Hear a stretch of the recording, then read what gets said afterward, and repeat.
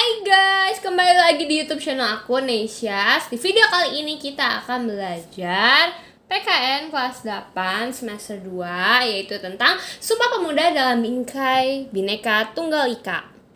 Nah guys, di video sebelumnya kita udah bahas yang A dan B ini ya guys. Nah di video kali ini kita bakal bahas yang C, nilai semangat Sumpah Pemuda masa sekarang. Insinyur Soekarno mengatakan, "Beri aku 1000 orang tua, niscaya akan kucabut Semeru dari akarnya.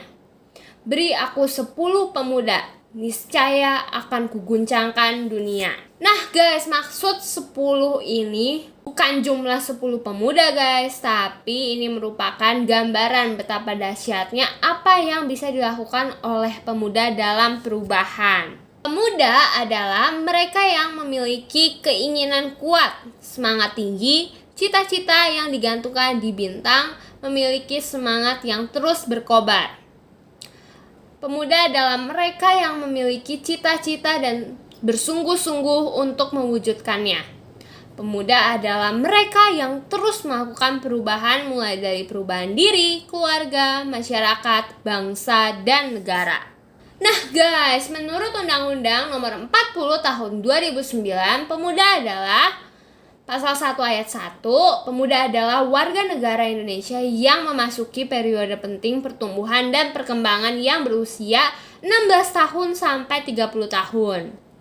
Pada pasal 1 ayat 2, kepemudaan adalah berbagai hal yang berkaitan dengan potensi, tanggung jawab, hak, karakter, kapasitas, aktualisasi diri, dan cita-cita pemuda. Terjadinya Sumpah Pemuda tanggal 28 Oktober 1928 itu sendiri menunjukkan bahwa pemuda memiliki yang pertama guys, potensi. Pemuda merupakan bagian terpenting dari masyarakat yang memiliki potensi untuk melakukan perubahan, karena pemuda memiliki keinginan kuat untuk belajar dan berubah menjadi lebih baik. Yang kedua, tanggung jawab. Jadi guys, tanggung jawab itu muncul dari kesadaran dan pendorong untuk melakukan perubahan adalah keberanian. Apabila pemuda memiliki kesadaran dan keberanian, perubahan akan dilakukan, dan ini terbukti dalam masa penjajahan di mana peran pemuda sebagai penanggung jawab perubahan dilaksanakan. Ketiga, hak. Sebagai warga negara, pemuda juga memiliki hak. Nah, hak itu sendiri diikuti dengan kewajiban. Bahkan, tidaklah baik guys apabila menuntut hak sedangkan kewajibannya dikesampingkan. Pemuda di tahun 1928 lebih mendahulukan kewajiban berjuang demi bangsa dan negara daripada menuntut hak pribadinya. Yang keempat, ada karakter. Pemuda yang melakukan perubahan adalah pemuda yang memiliki karakter berani, menyukai tantangan, kreatif, pekerja keras, dan inovatif. Yang kelima, ada aktualisasi diri. Aktualisasi diri adalah ketepatan seseorang di dalam menempatkan dirinya sesuai dengan kemampuan yang ada di dalam dirinya. Pemuda di tahun 1928 telah mampu mengaktualisasikan dirinya dengan baik. Aktualisasi diri tersebut bukan untuk hasrat dan kepentingan pribadi guys, tapi melainkan untuk kepentingan bangsa dan negara. Lalu guys, yang terakhir, cita-cita. Pemuda haruslah memiliki cita-cita yang besar. Cita-cita yang akan melangkah seseorang meraih masa depan yang lebih baik. Pemuda akan memiliki cita-cita yang tinggi karena memang pemuda hidup di dunia gagasan. Jadi jangan takut bermimpi. Takutlah kalau tidak punya mimpi. Nah, perjuangan pemuda di masa lalu tentu berbeda guys dengan perjuangan generasi muda zaman sekarang. Ayo, ada yang tahu nggak nih apa perbedaannya sih? Jadi guys, perjuangan pemuda di masa lalu tentu berbeda dengan perjuangan generasi pemuda zaman sekarang. Nah, pemuda zaman sekarang hidup dengan aman dan bebas. Tidak ada tekanan dan peperangan. Dalam menuntut ilmu pun, semua warga negara dapat mendapatkan pendidikan yang sama dan sederajat. Jadi nggak terlalu sulit. tantangan yang dihadapi pemuda sekarang. Nah, hal yang dibutuhkan dari peran generasi muda yaitu isi kemerdekaan ini dengan kegiatan-kegiatan yang bersifat positif. Nah, kegiatan positif itu apa?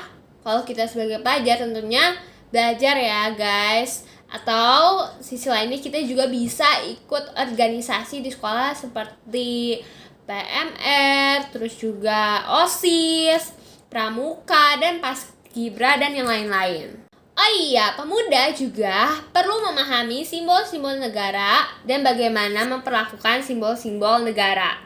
Memahami simbol negara bertujuan untuk memperkuat persatuan dan kesatuan negara Republik Indonesia.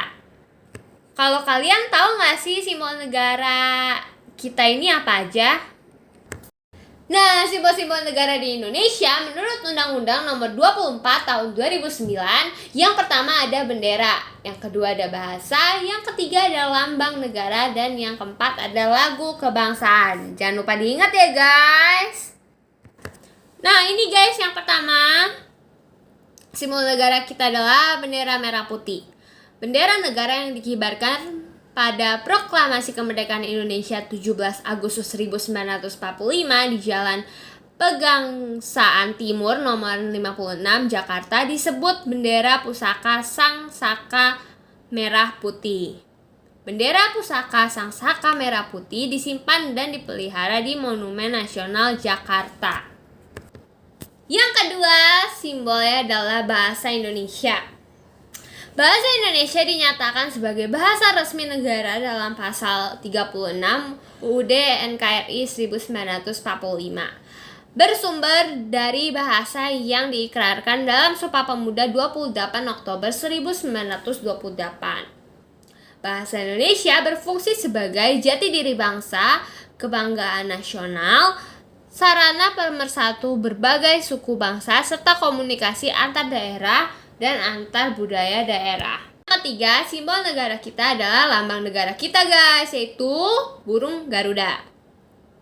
Garuda Pancasila memiliki sayap masing-masing berbulu 17, ekor berbulu 8, pangkal ekor berbulu 19, dan leher berbulu 45. Nah, artinya guys, angka-angka ini menandakan kemerdekaan Indonesia pada tanggal 17 Agustus 1945. Dalam lambang negara ada lambang 5 sila ya guys.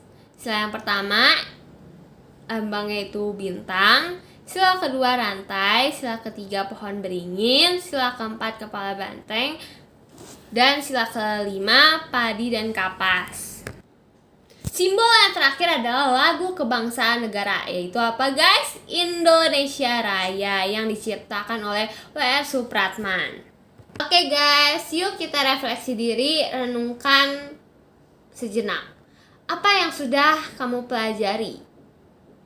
Apa manfaat mempelajari materi ini? Dari yang part 1, part 2, dan video kali ini. Lalu, apa tindak lanjut pembelajaran ini? Boleh komen di bawah ya guys.